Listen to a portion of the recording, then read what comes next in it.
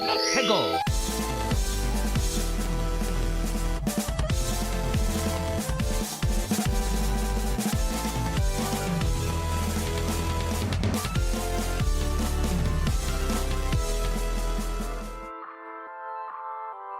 Hello and welcome to another episode of Ferris 64, your one-stop shop for video game news, occurrences, first impressions, and so much more.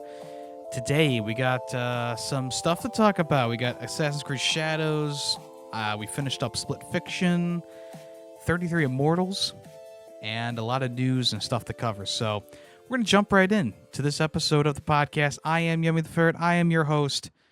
And let's just step right into it. Also, new microphone. We're going to see how this sounds. I've been having some trouble with my audio lately, and I figured, you know what? Let's just start fresh, grab a new microphone, see how it goes, and let me know how you think that the episode sounds. We tested it with streaming earlier today that I'm recording this, so that people seem to say that it sounded better there. We'll see how it sounds here. Let's move on. Or get started here with the first part of the episode, which is, what have I been playing this past week? All right, to start it off, we, of course, were playing Assassin's Creed Shadow. I've been playing that for Friday, Saturday, so I would say probably about a day's worth of playing in total, because Friday I barely played any. I just kind of loaded up the game on Thursday, played like the prologue for like an hour. And then Friday I came home and I played for a couple hours, but the game didn't really get going until Saturday, where I actually got into like the open world and I was able to go around, see how the game works. And it's pretty good so far. I mean, look, I know a lot of people are going to compare this to Ghost of Tsushima, and it's hard not to. I understand. The Assassin's Creed Shadows is a very similar game to Ghost of Tsushima, because you not only have the stealth mechanics, you have the hard-hitting sword combat. Obviously, the stealth mechanics are a bit different because it's an Assassin's Creed game, but you still have the basics of hiding in grass and run along rooftops and stuff like that. And also, you got your horse there. You kind of follow your nose. You follow your senses to get to a new objective. It's not really clear like where your objective is going to be unless you turn that on. So it's one of those things where it is comparable to Ghost of Tsushima. Obviously, it's two very different beasts, though.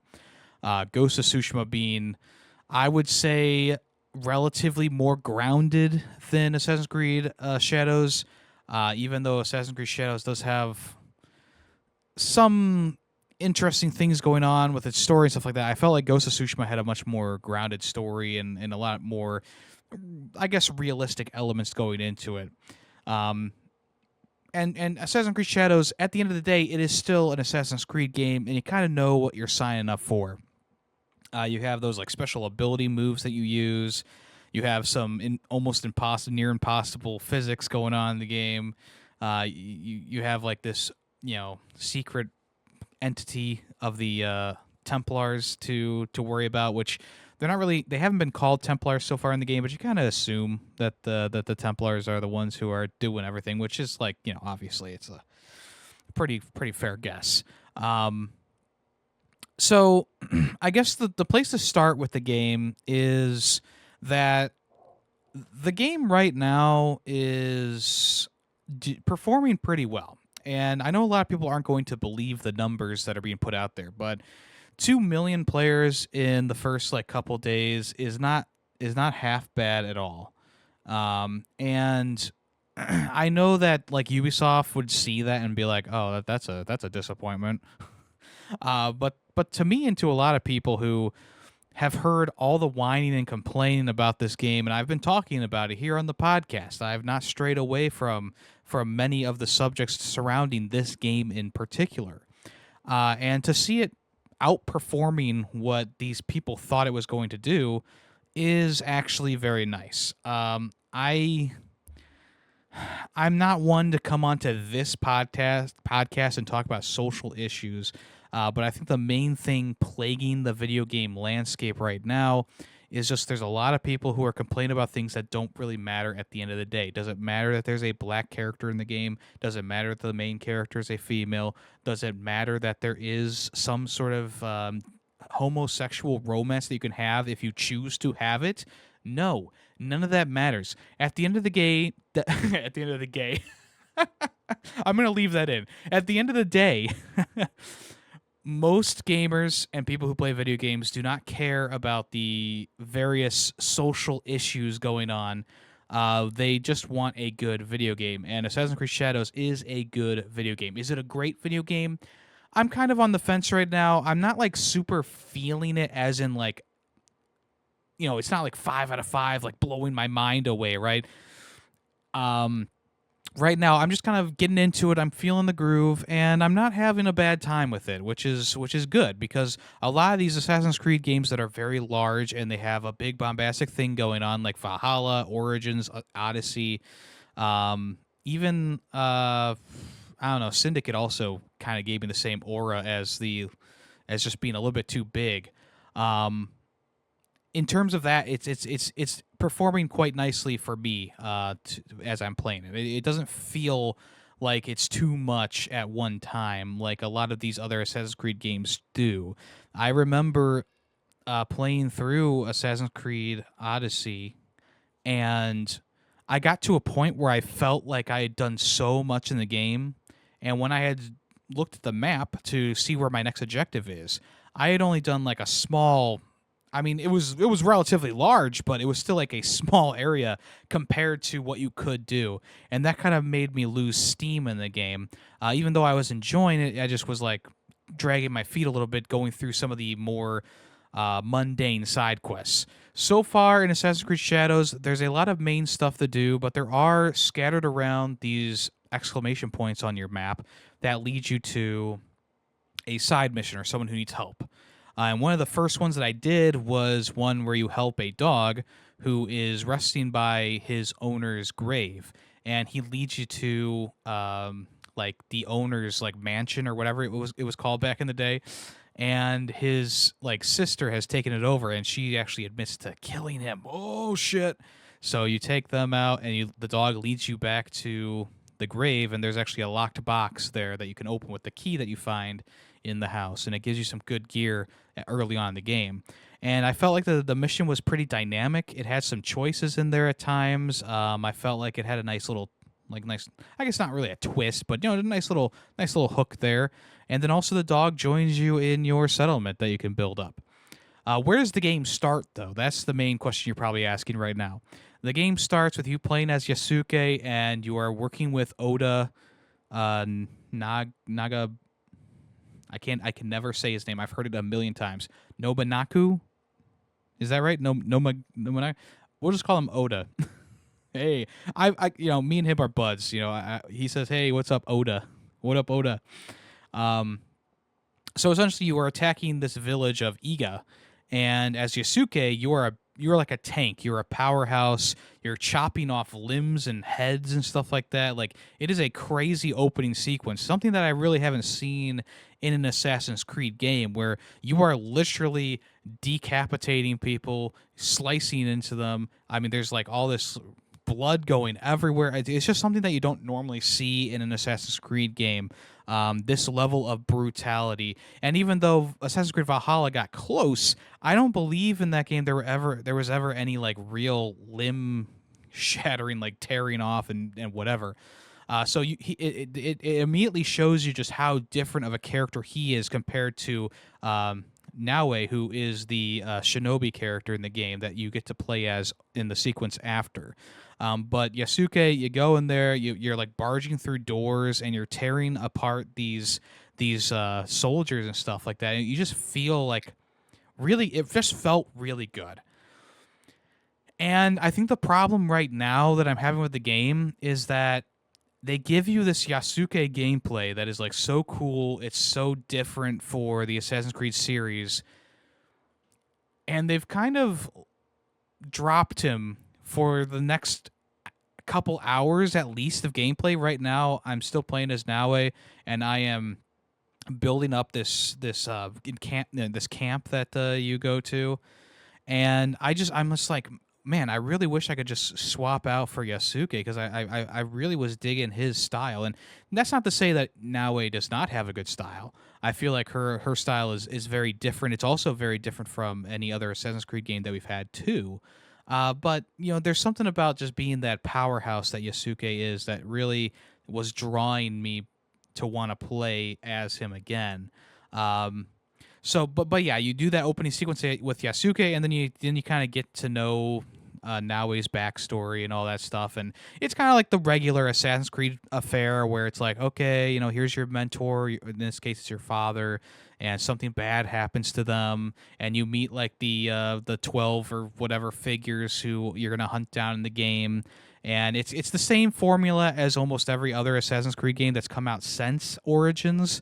And in this game, it does give more character to each of these villainous figures because they each have a unique mask that gives them a personality even before you really meet them or go after them. Just every mask is so unique, and I can see them kind of in my head. Like there's one guy who has like this goofy face, another guy who has like a wolf mask, and I mean it was just a very cool sequence. Just kind of lining them all up, giving them all a zoom in and a focus, and then the leader had like a demon mask on. And I felt like that was such an easy and effective way to convey, like, here's your main targets. Look at them all. They really tried to make them all look unique and have something going on. And I was actually pretty thrilled to see that they essentially give you the entire tree of these soldiers. Obviously, you have to do things to get to them, but it's nice to see like you don't have to discover who they are and whatever in the background. You just know who they are because you saw them with your own eyes. So that's your main targets of the game, and obviously most of the game is just working around trying to find out where they are and hunt them down and do side tasks to get to the main task. So the first guy, or there's actually two of them that you can go after at the beginning of the real beginning of the game. The one is a gun wielder who has a like gold encrusted rifle, and you have to go undercover as like a merchant to find out where they are and track them down. That one I didn't really get too far in because I was more interested in going after the other one, which is more straightforward, where you're going after the guy that your father cut off his ear. So it's kind of easier to track him down because how many men in Japan have only one ear, right? So you find his like lieutenant, and then you track down one of his other high profile co-conspirators, I don't know, whatever, and then you can be led to him.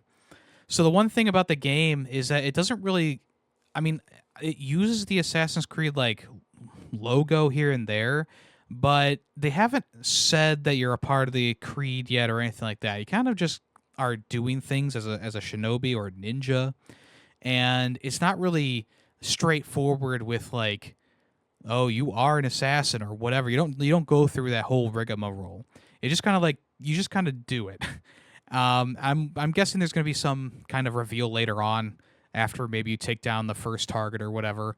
But essentially, it's just kind of building you up towards whatever. And a lot of the game takes place where you are hunting down these various different guys you're supposed to find. But these recruits that you get just from doing open world tasks, they can actually scout areas for you and let you know a better idea of where your target is or stuff that's in the area that's important. Obviously, doing the synchronization points on top of the buildings and trees and stuff is going to be your best way of finding things in the area. But if you send your scouts ahead, then they can track things down a little bit easier for you, especially because it tells you like, oh, they're in this part of the area and they are close to this village or whatever. So you can kind of put your scout where they need to be. My main issue with this system, though, is that obviously it's not very straightforward. Even if you do scout the area, sometimes they won't find anything, and then you've wasted your scout, and it takes a long time for your scouts to refresh. Because you also need those recruits, those scouts, to carry big supply caches back. You need two of them. And so you raid a castle, You take out the head samurai and his little minions, and you're like, okay, I'm all done. I'm finding the treasure in the area. I can't move the treasure. I can't move the big treasure because I need 2 recruits. I just sent them off to do something, so now I'm kind of stuck, and I have to come back to this. The unfortunate thing is when you come back to it, the castle has repopulated with grunts and some higher level samurai, not the big ones at the top, but still a samurai there. And I was just kind of like, that's a weird system to do. Like, I feel like once you clear out a castle or take out the leaders, the low life soldiers should just go away. The castle should be taken over by the assassins, but that's just not how it worked. And I was a bit disappointed to fast travel back to one of the castles that I already done everything in except for capture the large quantity of goods, and it was repopulated completely, and everything that I did was erased about from an hour ago. And it's not like it's a quick thing to go into the castles and raid them and then kill everyone there and find all the loot. It's not a quick thing. I mean, that takes like an hour to do in its own. So, spawning back into that location and seeing that every single enemy was still there or back being there was just a bit demoralizing, and it felt like I wasn't really doing anything to help out the world because as this character, you are strongly against Oda, and of course the rest of the group that hunted your father down and stuff. And I don't really feel like you're doing anything in the world when you complete these castles, and maybe it's just because I haven't gotten far enough in the game. But the problem also is that I have an objective to steal supplies from these castles, so I feel like after I just feel like after I clear out the castle, after I kill the leaders and leave, that it should come up and be like castle liberated or whatever. And the nice thing about Ghost of Tsushima compared to this game is that you felt like you were making a difference in the world because you would capture a base, you would take out an encampment of Mongols, whatever, and they would leave, and the patrols for the Mongols would be lessened, and there would be like new things they could do at these villages and these places where they used to be, and it would totally rework the area. And in this game, it just doesn't feel like I'm doing anything right now. And I think I think that is an issue, and hopefully it gets solved quickly, because I've just been feeling like, I feel like I'm doing nothing. Like, I took out this entire castle, I killed at least 50 men, and they're just back. They're just back after I fast travel back there. It wasn't my favorite thing ever. It wasn't my favorite thing ever. But so far, I feel like the story's been decent. It is the usual Assassin's Creed affair, even if they don't want to say assassin. Shh, don't say assassin.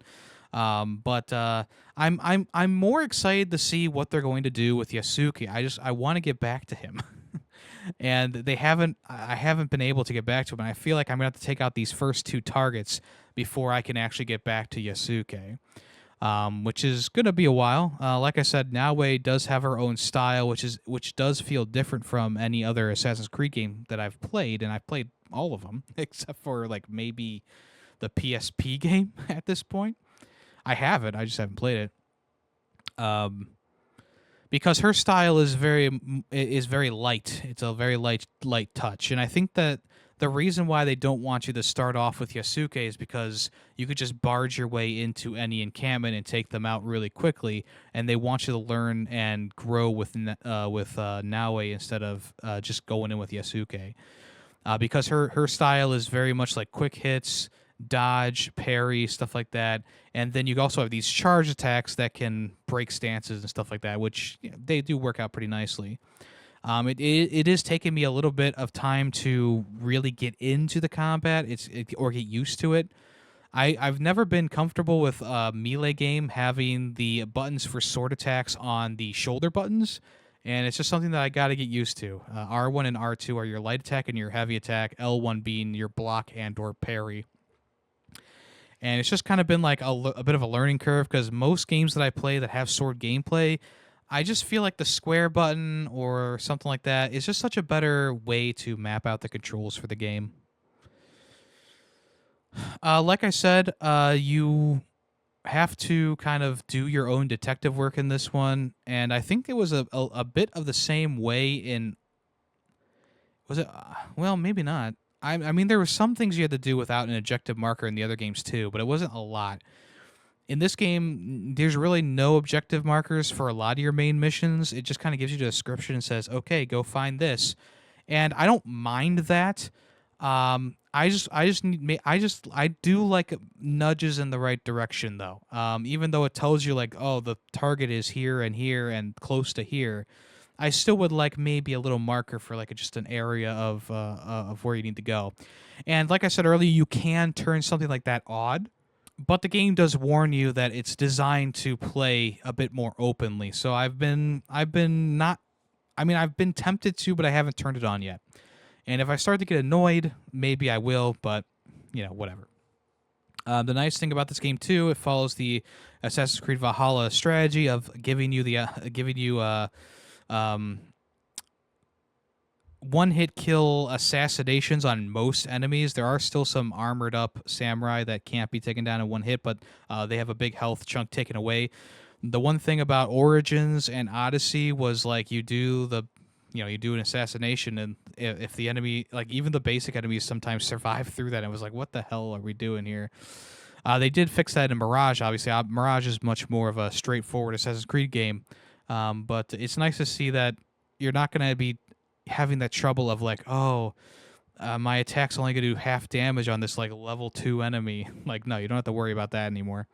It does have a gear system. It's much less complicated than the other Assassin's Creeds as well. You have your headgear and your outfit that you can change around. Then you also have your sword set, and that's pretty much it. Besides from some trinkets and your horse. So, I do like that it's a bit more straightforward in that way. It does still have like a Destiny kind of problem, or even Godfall had this problem too, where you seem to always find something better than what you have on. And even if you upgrade your stuff, you always seem to find something that's a little bit better. I think I had this issue in Rise of the Ronin as well, where you would upgrade something to the max that you can, and you would still like go one mission in and find something better than what you had. And it just kind of like dissuades you from upgrading, even though they give you tons of upgrade materials. But yeah, I went and upgraded all my stuff, my headgear, my outfit, and my swords. And in a couple missions, I had already found something much better. Even some of them weren't even main missions. They were just like random enemy encounters that I found like a better sword in a chest, which does diminish the idea of upgrading, but I guess it's an option if you want to use it. So yeah, I guess all in all, I am having a good time with it. It's not my favorite Assassin's Creed ever so far, but it does feel different, and that's good. Much like Mirage felt much different from what we had been getting in Assassin's Creed, as because it was more geared towards an older style of Assassin's Creed. Assassin's Creed Shadows does not really feel like Valhalla, Origins, or Odyssey, even though it has similar elements. It does I feel like it has a much harder hitting vibe to it. They seem to have really put a lot of emphasis on the sword art and combat, which is good. I like that a lot. And it does make the game feel good to play. I just got to get farther into the game, and I'll talk about it some more. And when I do talk about it some more, I hope that's going to be more positive things. Because I said that I was going to talk about Like a Dragon Yakuza Pirate Yakuza in Hawaii last episode. I was going to talk about it again. Yeah, it kind of went the same route as other Yakuza games for me, and I just kind of fell out of it. I do want to get back to it, but obviously this gaming year is pretty stacked, as we already know. So it might not be a while. It honestly might not be ever. It just was not. It's just not gelling with me as most of those games do. Even though there's a lot of cool stuff going on, I thought I was getting to a point where I was going to start to get into it, and it just kind of slowed the pace down. And again, I hate that. I really hate that. With Assassin's Creed Shadows, you can kind of go at your own pace, so it's not entirely up to the game to decide how fast you can level up and grow your character and do things. You kind of the game is allowing you to set your pace and do things. Even though there's areas that are higher than your ability and you probably won't be able to beat any enemies in those areas, you can still grow your character by doing the stuff you can do at your own pace and then going into the other areas. So, am I saying that you should go out and buy this game if you don't like Assassin's Creed? No. If you don't like Assassin's Creed, you probably still won't like this game. If you're indifferent about this series, maybe wait for a sale on this one and check it out. If you love the series or you really enjoy Assassin's Creed, obviously, I mean, it's another Assassin's Creed game, and it feels pretty good. It feels pretty unique, all things considered. The graphics are really good in the game too. I feel like they did a great job with that. Obviously, once again, not as good as Ghost of Tsushima, but it's really hard to be better than that game because that game is a pretty high bar to pass. And we'll see how the second game is when that comes out. Um, yeah. I mean, and I think that it's also pretty funny that the game is performing pretty well with general audiences, just to kind of shove it into the face of the people who were bitching and moaning throughout the entire process of this game being released. And I've noticed that a lot of people have changed their tune. Now it's not so much like, oh, it's so, whatever. Now it's more of like, oh, it's so historically inaccurate. So this is totally not accurate for the time. Like this would never happen. And the one thing that I would like to remind people who maybe are complaining about that is that Assassin's Creed has never been historically accurate ever. I mean, besides from maybe like a target that Ezio kills, he did die in that time period, and he did die there, and it's recorded that he was hung in the streets, right? But there's a bunch of stuff that's like inaccurate about it as well. And the same goes for any any of the Assassin's Creed games that you can say like, well, it was almost accurate, but it wasn't fully accurate.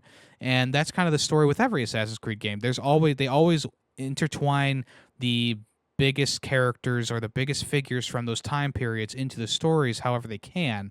And the cool thing about Assassin's Creed is they use these characters, like with Assassin's Creed 2, they used a lot of characters who were historical figures who were either murdered or killed under mysterious circumstances, and they use those stories and build off of them. No one was complaining that in Assassin's Creed 2 that Leonardo da Vinci was building tanks and flying machines that actually worked, okay? No one was complaining about that shit because it was just a good fun game, right? I feel like the same thing applies here where it's like, sure, is it completely historically accurate? No. Did they do their best? I'm sure they did. They took out those banners and inaccurate buildings that people were complaining about. I appreciate that. But as for like, oh, well, I don't even want to bring up any examples because it's kind of toxic, but you kind of understand what I'm getting at. Like people were just, the conversation has shifted from like, Assassin's Creed Shadows, it's gone, blah, blah, blah. Whereas now it's like, okay, Assassin's Creed Shadows, not accurate enough to history, not accurate enough. Honestly, I know that there's probably a lot of people who are upset with this game or whatever. I don't know if it's justified at this point. I mean, is it the best Assassin's Creed game I've ever played?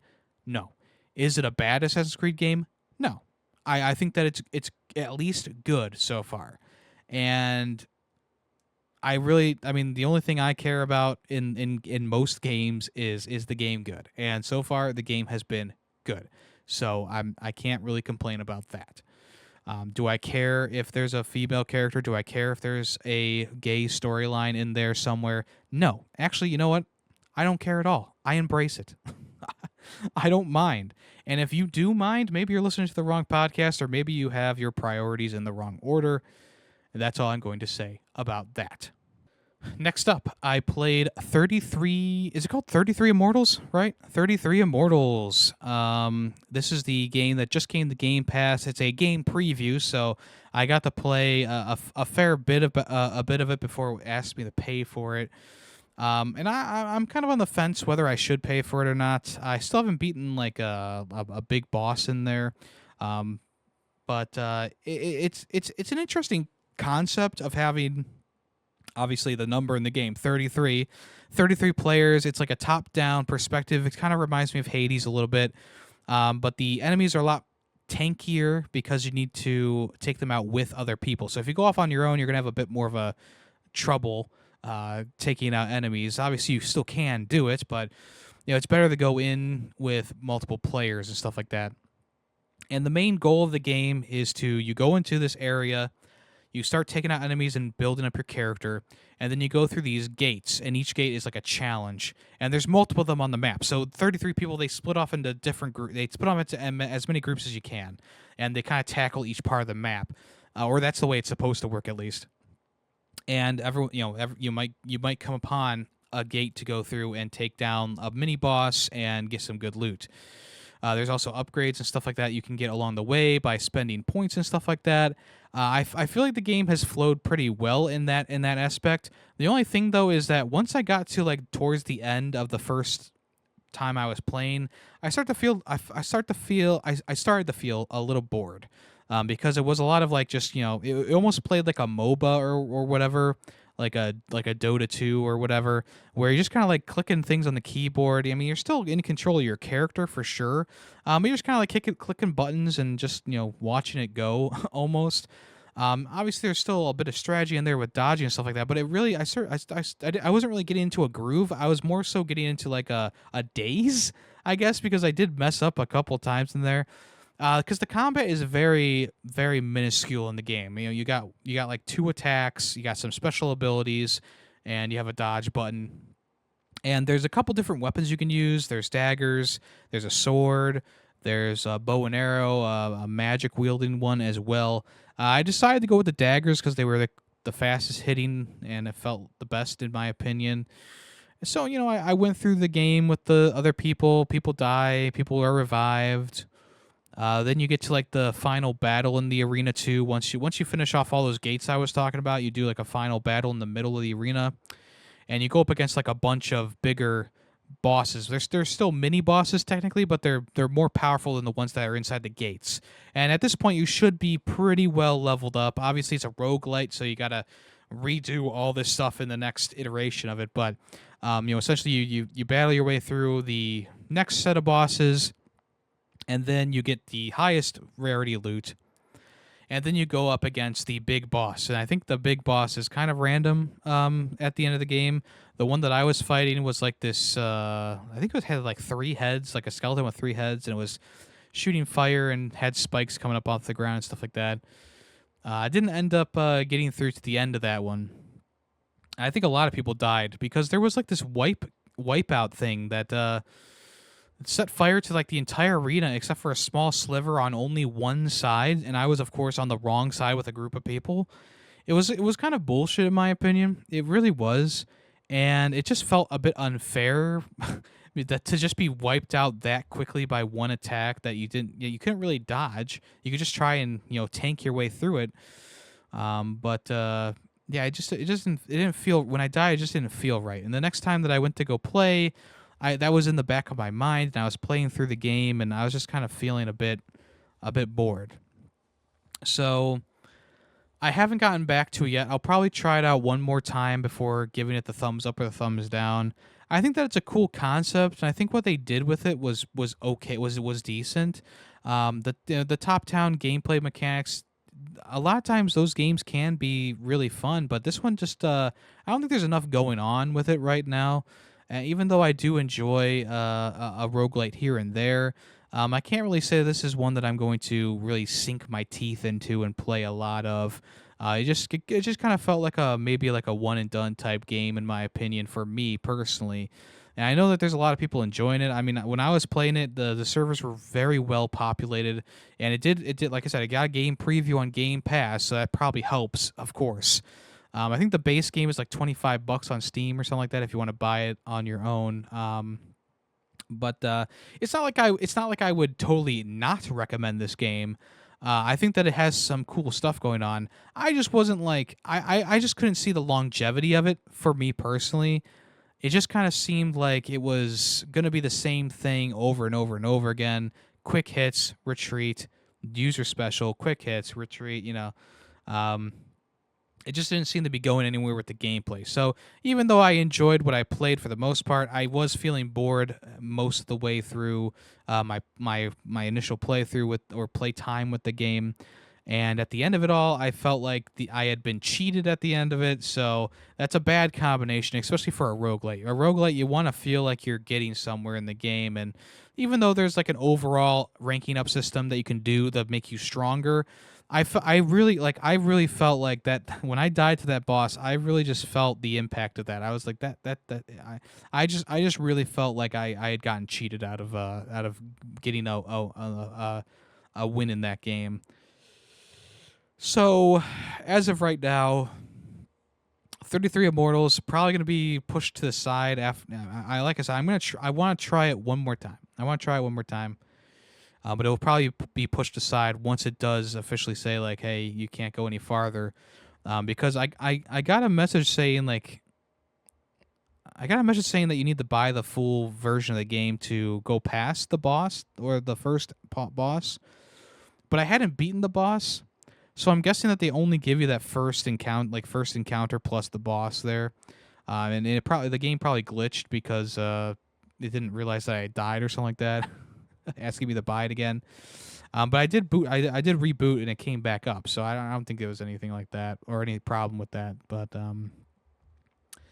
I'm just kind of rambling at this point. 33 Immortals, kind of getting like a sideways thumb. I'll try it again. I promise I'll try it again, and maybe I'll talk about it next week. Maybe not.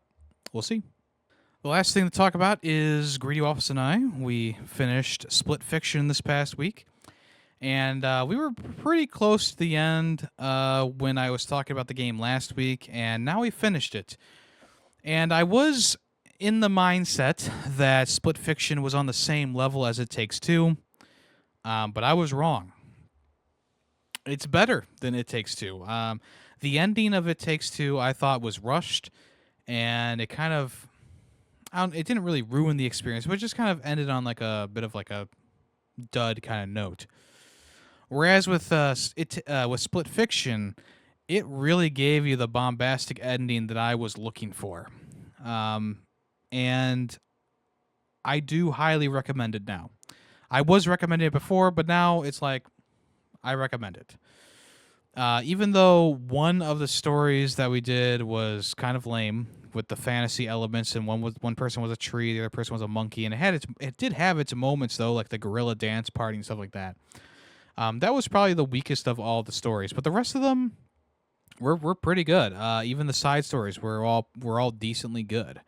And the ending of the game did what I was hoping that I was going to do the entire time, where it literally splits you down the middle, and one person is playing on sci-fi, one person is playing on the fantasy side of things, and you can flip-flop. You can just kind of go across that border, and you can be in the sci-fi world, or you can be in the fantasy world by just switching sides, which was something that I was really hoping that they were going to do. So, a hover car would be over here, but on this side it would be like a dragon, or it would be like some sort of flying thing. And I thought that was a really, really smart idea, because it was something that I was hoping that they were going to do. And they did it, and they pulled it off, and it was really bombastic, and it was really cool. So that kind of cemented the fact that it is like Split Fiction is better than It Takes Two. Do I think that Split Fiction deserves to be Game of the Year? I mean, at this point, I don't think so, but I'm sure it'll get plenty of nods at the Game Awards. It might even be up for Game of the Year. I don't know. But the main thing that I think holds it back is from being like a perfect experience. There are some finicky things with the controls here and there. We did run into a few glitches here or there as well, and I felt like that second story it wasn't as invigorating as it probably should have been. You get the bombastic opening of the game, then you get the really cool like sci-fi ninja sequence with the sci-fi stuff, and then the fantasy stuff comes along, and it's like you're a tree and you're a monkey, and it's my bike. It's just kind of like, okay. There was cool stuff that happened, don't get me wrong, but for the most part it was a bit of a dud story. But then the rest of them were the rest of the stories were good, and a lot of the side stories were also good that I talked about last week. And that kind of all is a roundabout thing, because by the end of the game, we were having a lot of fun with it. We weren't, it didn't matter if it was sci-fi or fantasy. A lot of the stuff was coming together quite well. And then by the end of the game, when you're fighting the final boss, it was just a really cool sequence. It was a really cool sequence of him. Well, I don't want to give anything away, but it was just a really cool sequence. Very bombastic, a lot of cool stuff going on. The main thing was like having that split down the middle, and you could cross that border. So if there was like thorns on one side in the fantasy world, you could switch over to the other side in the sci-fi world, and then something would happen in the sci-fi world, like fire or a door closing, you could switch over to the fantasy world, and then you could do some puzzle solving with that as well. The thing that kind of has been a good thing about the game throughout the entire thing was how fast it went through ideas. It really didn't stay on anything for too long. With the ending of the game, I was really hoping that the section where you were split down the middle would go for a little bit longer. It's funny because I was praising the game for how quick and snappy it was like 2 episodes ago. And now it's like, well, I kind of wish that it stayed on that split idea a little bit longer, because that's like the name of the game, Split Fiction, the split down the middle. But I wasn't like upset about it. It didn't take away anything from the game. It was just something where it was like, I'm really having a good time with this idea.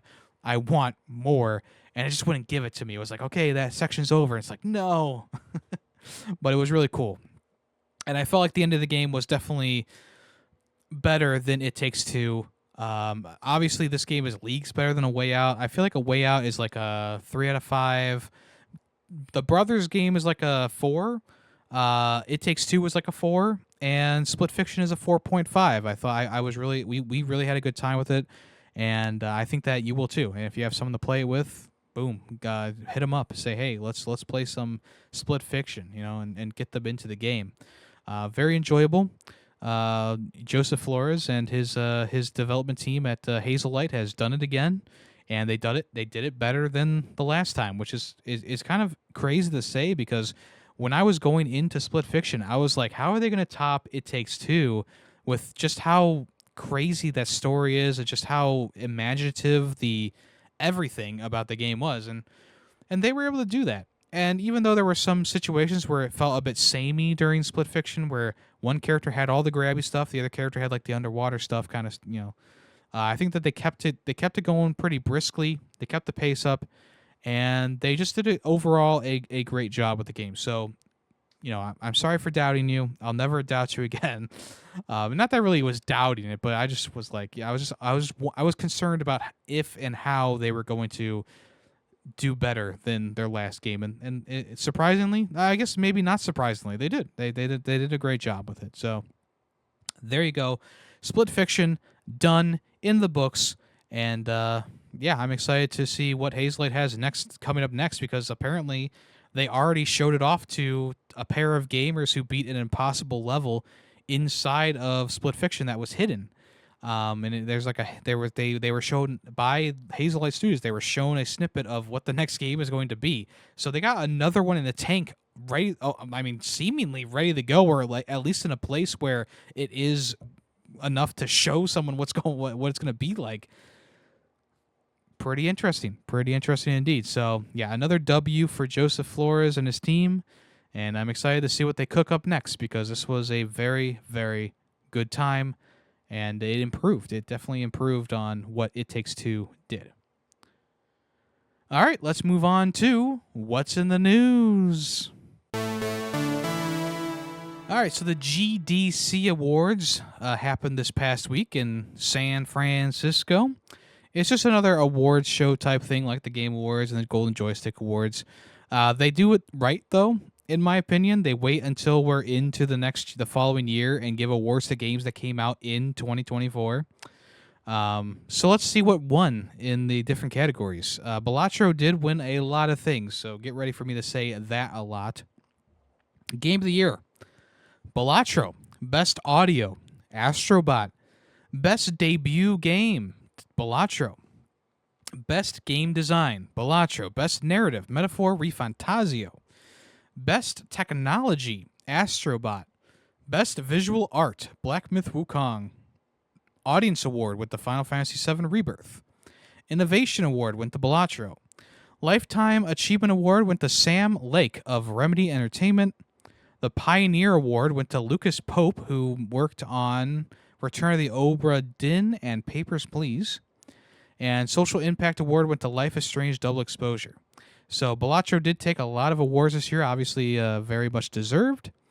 And the main reason that I'm talking about this is because Life is Strange Double Exposure won for social impact, but no one went up on stage to accept the award because everyone at the studio was laid off.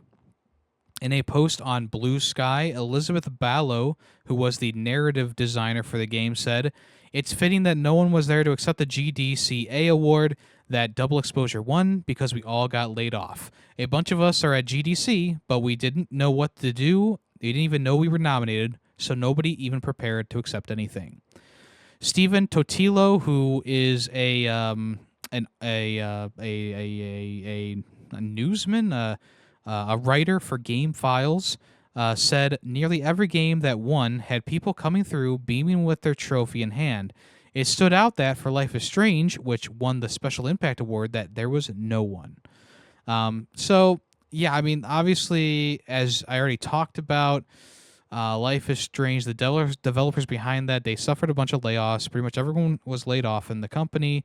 It was deemed a failure as a game. It didn't sell very well.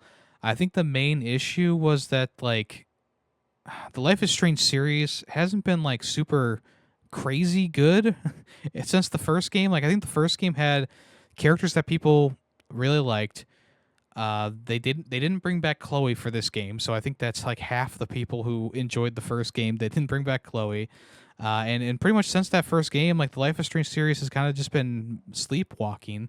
And then they finally bring back a character that we know and love from the first game, but it's just not it just wasn't the same. It felt kind of rushed. The story was not as good.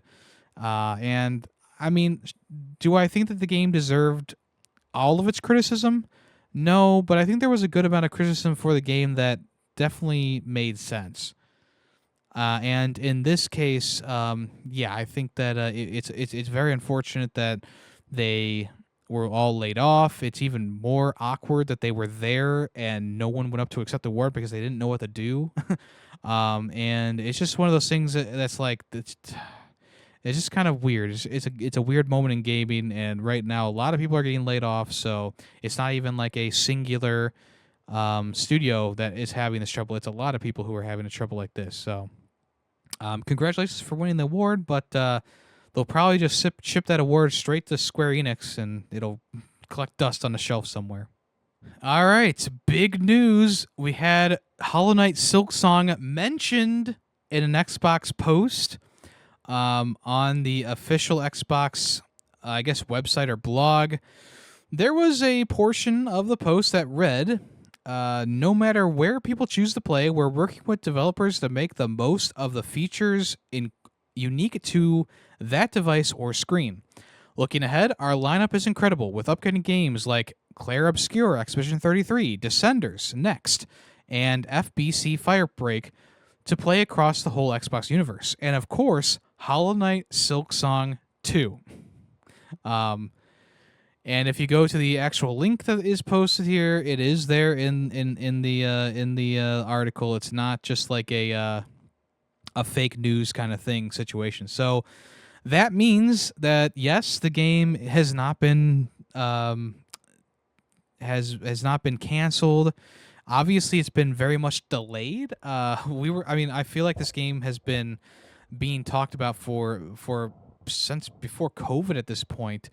So it's nice to see that someone mentioned it, and Xbox has been working pretty closely with the developers at Team Cherry. So people are kind of speculating that is where like Xbox has been dumping a lot of money into indie developers, and they people are guessing as to, obviously Xbox is funding a portion of this game as well. So people are guessing, and I am guessing that the game will be coming to Game Pass when it releases.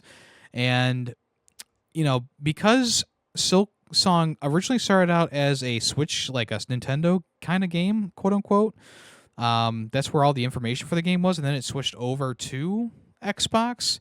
Obviously, that kind of tells you, like, Xbox is definitely putting in some money to this team. So it's cool that they mentioned the game, and but once again, that's all we got. There's nothing else there. So,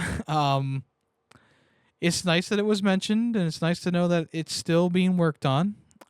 But we don't know when it will release, what systems it's going to specifically release on. That being Switch or Switch 2, probably both. And yeah, we don't really know much more. I'm guessing we might see something either at the Summer Games Fest or the next Xbox event. Probably most likely the next Xbox event, whether that is during the Summer Games event or whatever. But something tells me that we're gonna see something at the next Xbox showcase, and maybe it'll be a quick thing. Maybe it'll be a bit more in more detail. I don't think that's gonna be coming through Nintendo though.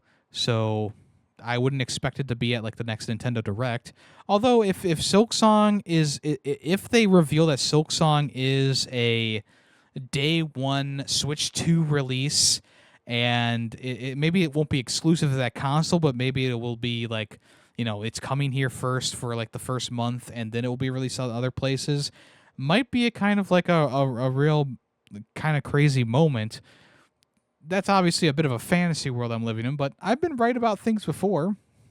So, maybe. Okay, the Metro series. It recently celebrated its 15th anniversary, and they had a nice video for that. I think that came out like last week. And now they finally have announced that the people at 4A Games is working on the next Metro game, or maybe they have been working on it. With the war in Ukraine, though, which is where the studio is based, it's been a bit difficult to make progress, of course, because of the war going on. In a statement on the official website, the team is drawing from its experiences in Ukraine over the past few years to create a more darker story for the game, which is kind of hard to believe that they could be making anything more dark than what the game is. Although Metro Exodus did have a silver lining to it, it did have a bit of a more uplifting story, I guess, than the other two games, but I digress. They said, as art became life for many of the developers in Ukraine, we drew from that lived experience to create an even darker story, those themes already present in Metro becoming even more apparent and important. They are still working alongside the Russian novelist Dmitry Glukhovsky, who has been hard-hitting political and anti-war in both his Metro series, and he's been speaking out against the war in Ukraine in Russia, which has landed him in jail at one point. They said that Dmitry has always spoken out against the war in Ukraine from the start, a courageous decision for any Russian that has even sentenced him to jail, and we are proud to have him as a friend and co-creator, as well as this next and never more relevant chapter of Metro together. So A4 Games has both the next Metro installment and a new IP in production, working through missile strikes, air raid sirens, and terror still raining down on Ukraine to complete them. The studio adds that it's as safe as possible, but wishes to manage expectations around a full reveal of the next Metro game, saying it will be ready when it's ready, and we can't wait to see it. We can't wait for you to see it. So now that the game has... if you don't know, Metro Exodus took the series above ground, even though there's still Metros in the game. They took the series above ground in Exodus. So it might be that we will get some sort of infighting once again. There's infighting all across the Metro series, but it's probably going to be maybe on a wider scale, or there's probably going to be some sort of outside aggressor coming in and taking up arms against the people of the Metro. It seems like I'm sure we'll hear more about it once they get closer to finishing it or being in a place where they can comfortably work on it. The main thing that I want to say is I've read the original Metro book, and it was surprising to me because when I read it, I was still in high school. And it was so surprising that the game was as politically charged as it, or not the game, the book was as politically charged as it is, which does bleed into the game of Metro. Which after I read the book, I replayed the first game, and I was like, okay, I see it more now. Because when you're in high school, and you're going through a game, it's just like, oh, shooty up, shoot up the mutants, shoot up the do these stealth sections, blah blah blah.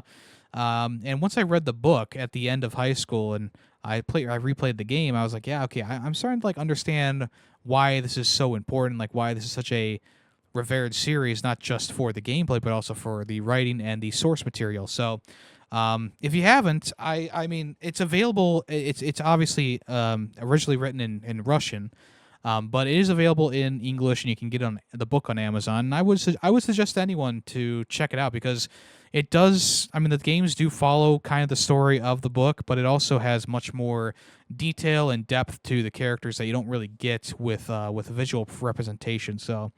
If you want to, I mean, I would definitely recommend checking out at least the first book. I haven't read the whole series, just the first book, but it was very good, and it'll be interesting to see where the next game goes.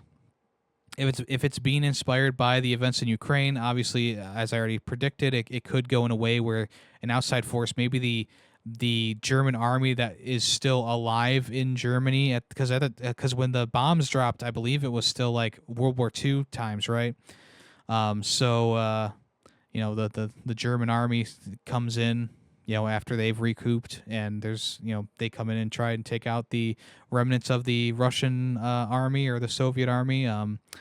Hard to say exactly what's going to happen, but I am excited for it because all the Metro games are good. Like, even though I like the second game the best, all the games are at least good. Which is hard to say for a series. I mean, especially for a trilogy. A lot of times, the last game of a trilogy or the third game or whatever, there's always like the one game where it's like, it's fine, like it's good, but it's not like the best or whatever. In the terms of Metro, though, all the games have been very good. Especially the second one. The second one is still my favorite, but they're all good. Next up, PlayStation has marked the 20 years of God of War with a tribute video on YouTube. Pretty much just kind of going through all the different eras of Kratos and his endeavors. No, they did not announce a Greek trilogy remaster or remake, unfortunately. But they did show all the big, best moments from those games. And, I mean, it was a nice little homage to Kratos and his journey as a character. At the end of it all, they just kind of showed the new like outfits that you'll be getting for the character, and then there you go. So the new skins or the new armor sets for Kratos are available now in God of War Ragnarok. So you can download those if you want to play with those. A lot of people were kind of disappointed with them. I didn't see anything wrong with them per se, but maybe people were just expecting a little bit more for the 20th anniversary. I personally would have really liked to have like a bit of like a nod, like, hey, we are working on this God of War Greek collection. It's not going to be out yet, but we are working on it. I would have loved to see something like that. But then again, PlayStation has never been one to announce things on anniversaries. They usually save that stuff for the big showcase and stuff like that. So whatever. They said in a Santa Monica Studios said in a press release, on behalf of everyone at Santa Monica Studio, we'd like to thank all of our fans who have supported us over the years. You are the ones who have made it possible for God of War to reach this milestone, and we're more grateful than we can ever express that you've given us the chance to keep creating. So there you go. And finally, for the news today, Nintendo Switch 2 logos will be on the Seattle Mariners jerseys this MLB season. So, this was an odd one to see, first off. But yeah, the Seattle Mariners will have a patch on their right shoulder or the left shoulder, I believe, that either just says Nintendo or it says Nintendo Switch 2. And I'll post the pictures, obviously, up in the corner here. But yeah, one of the big players from the team is doing this little photo shoot. He's got the Nintendo patch on his sleeve, and another one, or maybe it's the same guy. He just is wearing a different jersey. Has a big Switch 2 patch on his sleeve as well. So kind of crazy. I mean, you don't really see Nintendo jumping into the world of sports, but if you don't know, baseball is actually pretty big in Japan. They have their own league and stuff there. It's not as big as some of the more traditional stuff in Japan, but baseball is a very big sport in Japan, which is kind of, obviously it's kind of surprising. And I think that a lot of Japanese people do follow teams like the Mariners or whatever. And I think that they teamed up with the Seattle Mariners because there is a Nintendo headquarters in Seattle, if I'm not mistaken.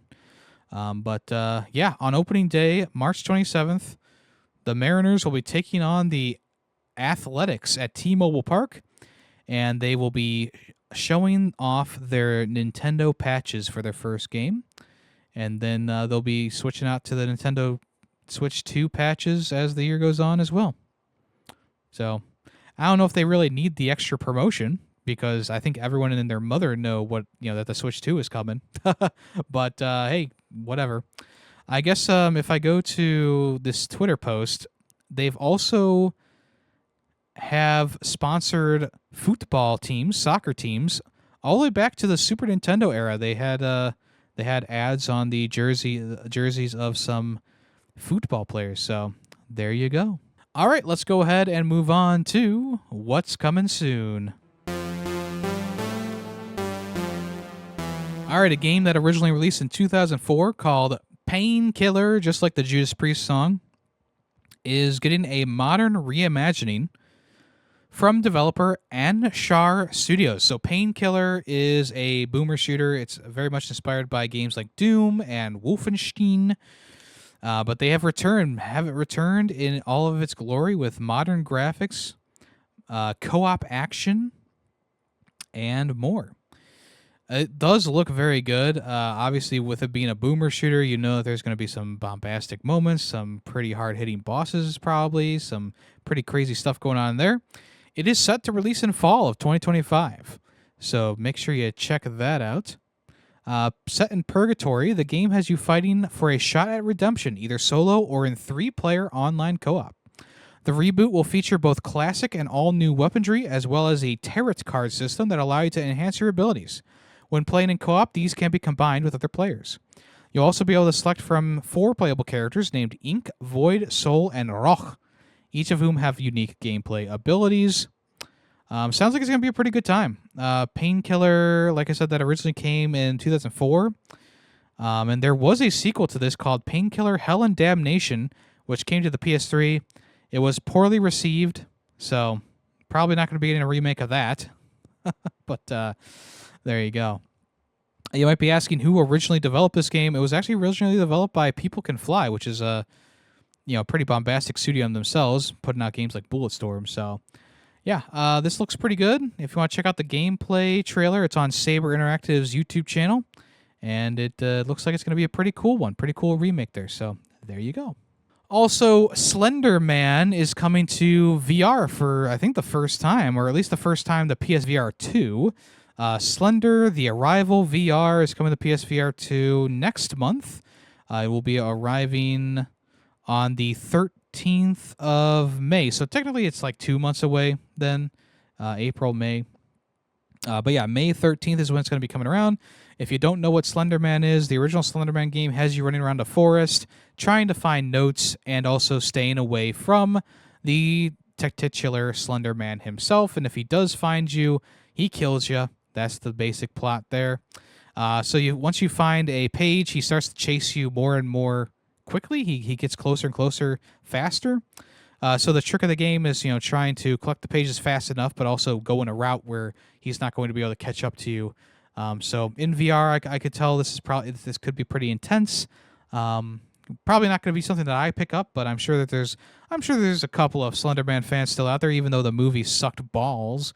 But yeah, it's going to come out May 18th if you want to check that out. All right, Team Rocket is coming to the Pokemon trading card game, the Pokemon trading card game Pocket, with a new set called The Glory of Team Rocket. Really on the nose there. This will be coming out in Japan on April 18th. I don't know when it will be coming to the Americas. I'm guessing it's going to come around the same day, I would guess. There will be 98 new standard cards with additional secret cards. We have some Meowth in here, of course. Persian. Giovanni is in there. Mewtwo. There's a couple of Porygon. Yeah, a couple of other stuff in there that was shown off, like Lucario and a Charizard. Also, they are bringing in EX cards for the first time to the game. So you can get some EX cards in there. There are some expansions coming called Destined Rivals, which will be arriving on the 30th of May. And the glory of Team Rocket cards will be locally things. Okay, so things in the USA are going to be a bit different. Okay, let me. I read a little bit too far ahead. The Team Rocket cards are getting mixed in with the Heat Wave Arena expansion as part of the Destined Rivals set, which will be coming May 30th. May 30th. So for some reason, we're getting the set early, or at least not the set, but some of the cards early. And Japan is actually getting a full set, the glory of Team Rocket, on April 18th. Kind of weird that they're doing it that way. Maybe we're like a guinea pig trial run for it, I guess. But yeah, so EX cards are coming back. The trading card game will receive an upcoming booster set called Shining Rivalry, due on the 27th of March, which will include 110 cards and shiny Pokemon. I mean, they are just throwing these packs at us right now. I haven't even finished fucking Triumphant Light, let alone anything else in the game. So yeah, they're just shoving coal into the fire for this one. But there you go. I think that the cards, I mean, the ones that they showed off looked kind of cute. The Meowth like full art is kind of fun, and the EX cards look pretty cool too. Can't complain about that. So yeah, we'll see how that goes when everything gets rolling later this month into next month.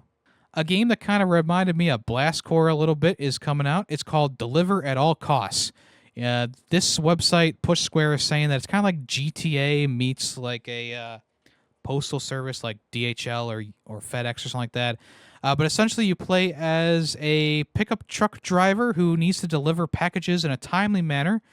And the open world is a bit of a sandbox where you just kind of drive around and you can break anything that you run into. Break through anything that you run into as well, like houses and stuff like that. And obviously you just need to deliver the stuff in time without completely losing your cargo. And it looks like a very fun game. Like, I am very interested in this. It looks very cool. Looks very fun.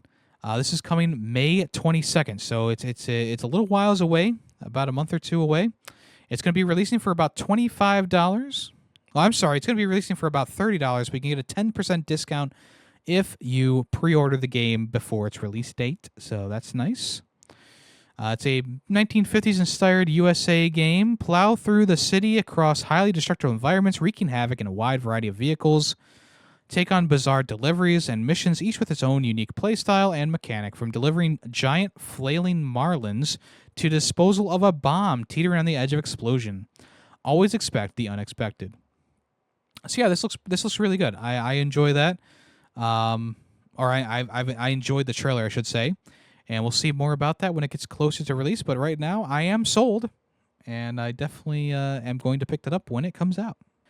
Also, System Shock 2 is officially getting a remaster, and it is coming in summer. So if you don't recall, the original game was remastered last year, 2 years ago.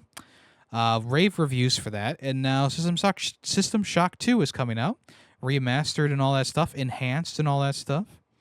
Looks like it's on the same level as the original System Shock remaster, which is very good. The graphics looked amazing in that game, and it looks pretty good in this one. I don't really have much to say because I've never played any of the System Shock games, but System Shock 1 did look really good in terms of like remastered quality. The only thing that kind of makes me nervous about jumping into a System Shock game, at least System Shock 1 from what I've heard, is that there's like ways to soft lock yourself by forgetting a code or whatever, and every playthrough of the game is different. Like there's like 100 different codes for the door. So it's just one of those things that it kind of turns me away from trying the game, but at the same time, it's also just like such an impressive remake. Would be a shame to never play it. Maybe I'll pick it up physically if it's low enough at one point. But yeah, System Shock 2 remake, remaster, whatever you call it, coming out in summer of this year, 6/26. Karen. This game was shown off at a Summer Games Fest or something like that a while ago. This is a game where you climb sides of mountains, people have been calling it the Dark Souls of climbing games. So yeah, essentially what your goal is obviously to just climb a mountain all the way to the top. And it's a very large mountain, very, very large mountain. There's rest stops along the way and stuff like that. Obviously, you need to fight through your stamina, or you need to like manage your stamina and fight through the elements to get to the top. The game does not have a release date quite yet, but it does have a window of 2025.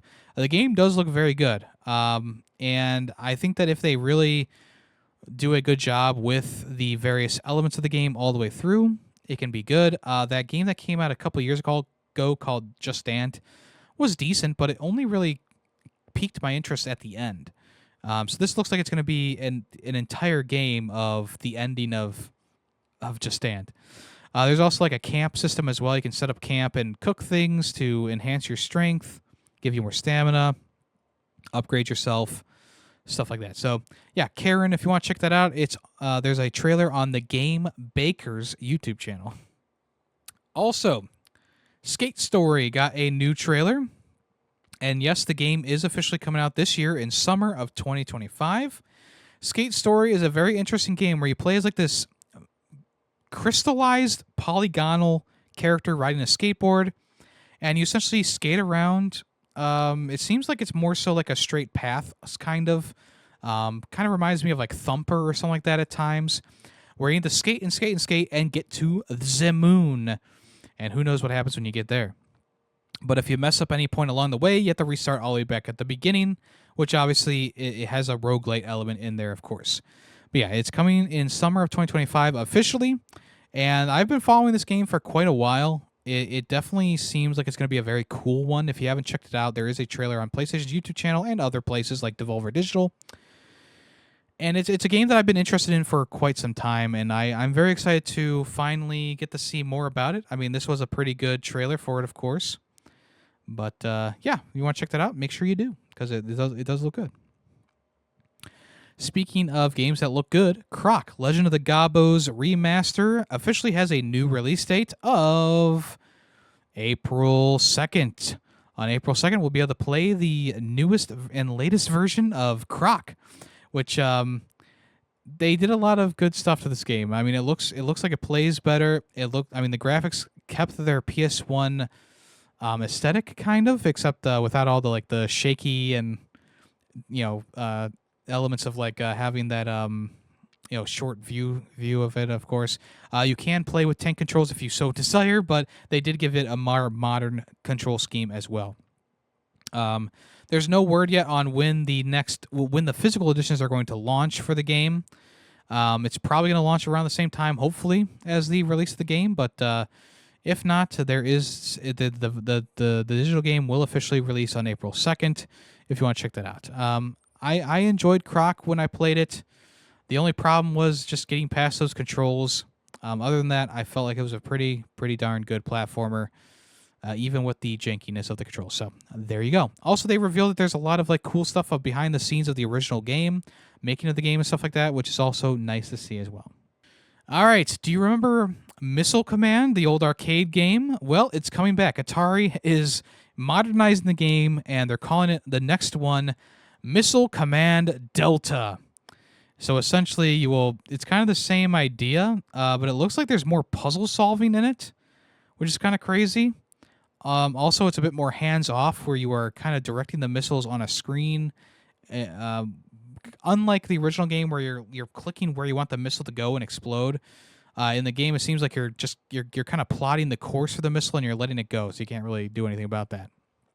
But yeah, it seems like you'll be exploring a underground bunker and puzzle solving, and then you'll be using turn-based gameplay to mix up the classic gameplay, I guess. So yeah, you'll be in an underground bunker, explore, solve puzzles, and set up your defenses. So kind of an interesting idea, I suppose. It's coming soon. You can wishlist it now on multiple platforms. If you want to see a trailer for that, you can go to the Atari YouTube channel. It will be coming to Steam, PlayStation, and Switch. No mention of Xbox, strangely enough. The classic horror adventure game called I Have No Mouth and I Must Scream is officially coming to PlayStation, Xbox, and Switch in due time. It will be releasing on March 27th. It was originally released in 1995, and all these years later, it is getting a modern, not a remake, but it's just I believe it's just getting a modern port of the game with, of course, controller support. I would say. If you don't know what I Have No Mouth and I Must Scream is, it is a video game based on a novel, which I believe the novel is really old, but essentially it's essentially a story about artificial intelligence and humanity. And this artificial intelligence has a disdain for humanity and it locks all humans up. And you have to kind of problem solve and puzzle solve through various stories to overcome the AI and take them down. And it's a very brutal game at times. It's a very unclear game at times. It's much like any of those older point-and-click games where sometimes the solution is not obvious at all, or maybe you wouldn't have figured it out in a million years without a guide. So if you do want to try this game out, I've played it myself. I highly, highly, highly recommend using a guide for your playthrough because you could get hours in this game and soft lock yourself or not understand what to do and just get your character killed. And who wants to do that? So yes, I would highly recommend using a guide with this. I know. Oh, Yemmy, using a guide on your first playthrough for this type of game, I would definitely recommend it, especially if you want to have the best experience possible. Because I think the story of the game and the way it's presented is very good.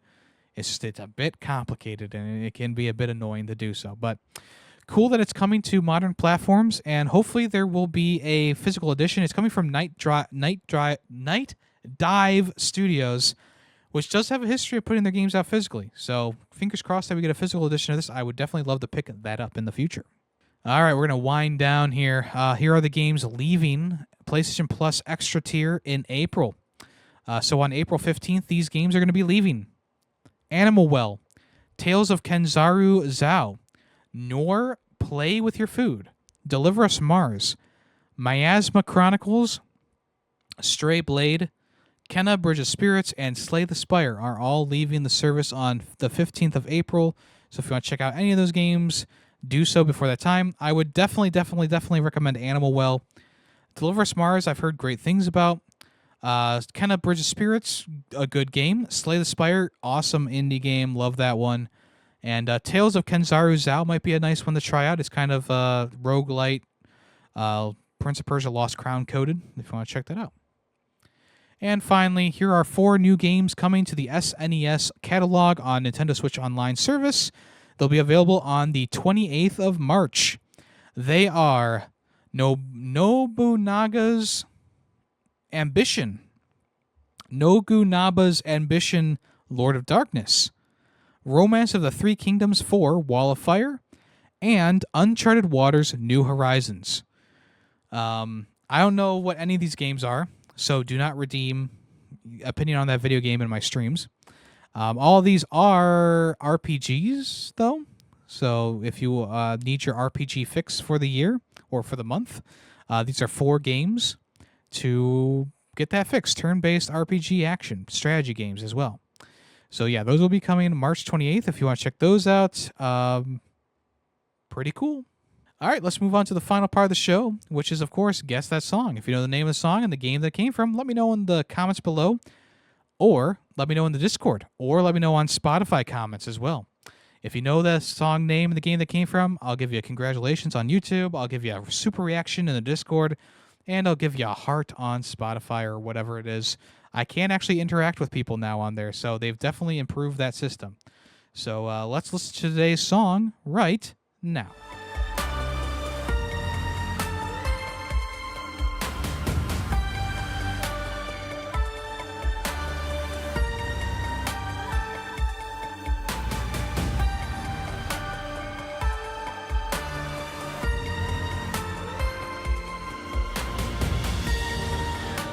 Okay, once again, if you know the song's name and the game that came from, let me know in the places that I told you to. All right, thank you so much for listening to this episode of the podcast. I really do appreciate that. If you want to check me out, it's all at Yemmy the Ferret, whether it be on Twitch, Twitter, Blue Sky, Instagram, etc. On Twitch, we stream on Monday, Tuesday, Thursday, and Saturday. Right now, we are playing Death Stranding and Styx Shards of Darkness. If you want to check me out on any of those days, I'll be playing one of those two games. Also, I have a VODs channel where all the VODs for the streams get uploaded after I've completed a game. Right now, we are up to date on the latest stuff that I've been playing. So once we finish the next game, I'll try to upload it the next day up onto the YouTube VOD channel so that you can enjoy it at your leisure. Also, if you want to follow the other podcast I do, it's called Film Freaks with a Z at the end. We talk about movies there, me and a couple of friends.